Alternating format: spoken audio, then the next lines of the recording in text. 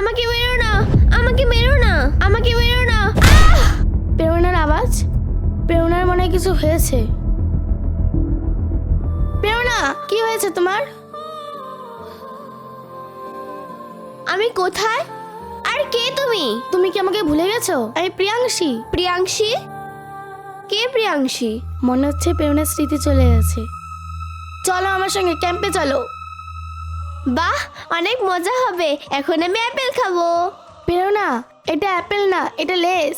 হ্যাঁ, আমাকে শিখিও না। এটা লেজ না, এটা অ্যাপেল।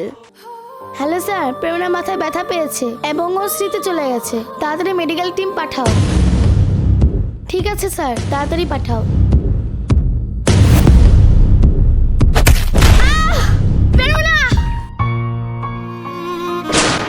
প্রিয়াংশী, আমি এখানে কিভাবে এসেছি? আমি তো ডিউটি করছিলাম। প্রেরণা, তোমার স্মৃতি চলে গেছিল, এখন তুমি ঠিক আছো। কি?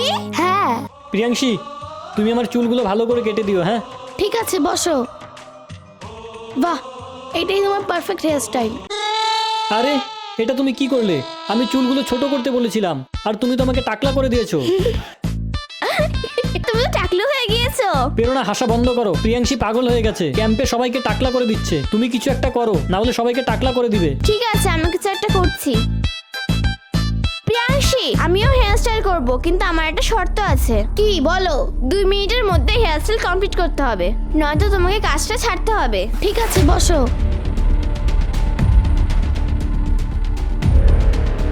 এমন কেন করছো? ঠিক করে বসো।